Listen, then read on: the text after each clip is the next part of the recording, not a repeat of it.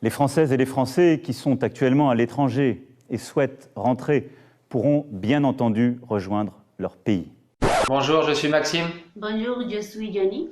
Je suis français, originaire de Clermont-Ferrand en Auvergne, et Yeni, ma compagne, est péruvienne. Elle est enceinte de 5 mois. La coordination semble très compliquée entre l'État français et l'État péruvien et l'ambassade ne nous donne pas de solution. Il y a eu quelques vols d'État qui étaient réservés aux touristes. Depuis le départ du dernier vol, le 22 avril, l'État péruvien a annoncé qu'il n'y aurait plus aucun vol, ni commercial, ni d'État. Donc nous nous retrouvons ici coincés. On commence à être angoissés, on n'a pas de solution à notre problème. On ne sait pas comment on va rentrer, nous n'avons aucune envie que Yeni accouche ici. Le système médical au Pérou est plutôt précaire et les hôpitaux sont déjà en train de saturer malgré le nombre de cas qui est bien inférieur au nombre de cas qu'il y a en France. Donc on espère que quelqu'un pourra nous entendre en France, quelqu'un pourra nous aider à trouver une solution et que tous les Français bloqués ici, qui sont encore nombreux, auront une solution pour le rapatriement. Merci. Merci.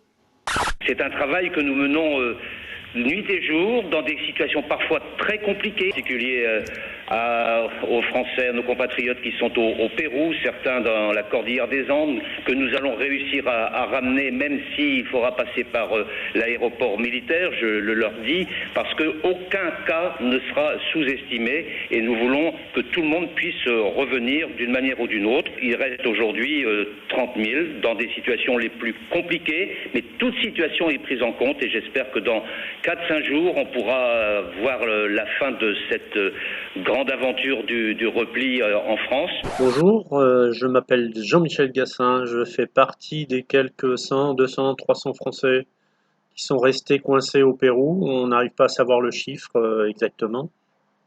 La situation au Pérou empire de jour en jour. On enterre les gens dans des fosses communes, les hôpitaux évidemment sont débordés. La police est dans la rue et a autorisation de tirer sur les gens qui ne respectent pas le couvre-feu. Malgré la bonne volonté des employés, l'ambassade de France a l'air totalement débordée. On sent qu'il n'y a aucune organisation de crise qui est mise en place et c'est un peu au coup par coup les premiers arrivés à Lima qui ont suffisamment d'argent peuvent monter dans l'avion.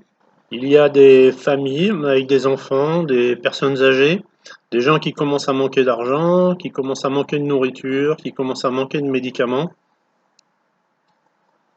Et ce serait bien qu'on vienne nous chercher. Alors merci à la France de ne pas nous oublier et d'organiser sérieusement les choses pour qu'on puisse tous rentrer à la maison. Du côté des autorités consulaires, nous en France, on fait quoi pour rapatrier ceux qui voudraient l'être ? Alors, nos consulats sur place font un boulot de dingue, extraordinaire, pour essayer d'aider nos ressortissants français, qui sont donc la deuxième vague. La deuxième vague, on les estime, il y a 2 jours. Hier, on m'a indiqué que la deuxième vague était estimée à 800 000 Français qui pourraient être expulsés ou en demande de rapatriement vers la France. 800 000, c'est absolument considérable. Et ces 800 000 dont on parle, ce sont des gens qu'il faudrait pouvoir rapatrier.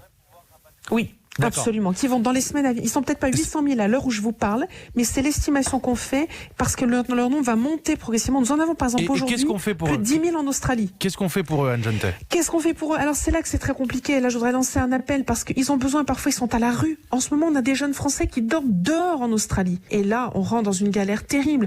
Les uns derrière les autres, les vols dits commerciaux s'annulent. Sur l'Australie et la Nouvelle-Zélande, on n'a plus de vols commerciaux. On n'en a plus. Donc on a des ressortissants qui ont essayé d'acheter un billet. Le vol a été annulé. Ils ont dépensé l'argent. Leur plafond de carte bleue a été atteint. Ils peuvent plus acheter de billets. C'est ça le concret de nos Français tous les jours en ce moment pour essayer par tous les moyens de rentrer en France. J'ai appris il y a 3 jours, donc aujourd'hui on est le 28 ou 29 avril en Nouvelle-Zélande. J'ai appris que mon vol du 2 juin était annulé et que les prochains vols au départ de Wellington pour rejoindre Charles de Gaulle, c'était le 8 juillet. Ce qui repousse de près d'1 mois et demi mon départ et 1 mois et demi sur un budget alimentaire et pour se loger, ça revient cher. Là, maintenant, on sait que ça va être une crise de plusieurs mois, mais ça, on ne le savait pas à l'époque. Et je pense que maintenant, il faut revoir effectivement cette vision. Il faut accepter aussi de nous envoyer une deuxième vague parce qu'il y a quelques semaines, on ne savait pas quelle ampleur ça allait avoir. Le gouvernement nous a dit, si vous n'avez pas eu les vols de rapatriement, Donc redirigez-vous vers des vols commerciaux, sauf qu'il faut savoir que certaines compagnies aériennes, que je ne citerai pas parce que j'ai pas les noms exacts et j'ai pas les screenshots pour le prouver, nous ont proposé des vols entre $8 000 et $16 000 pour revenir en France. Donc $16 000, un vol de retour en France, ça équivaut à peu près 9 000 €, quoi. Donc, si on n'a pas les moyens de rester quelques mois en plus en Nouvelle-Zélande, on n'a certainement pas les moyens de mettre 9 000 € dans un billet d'avion.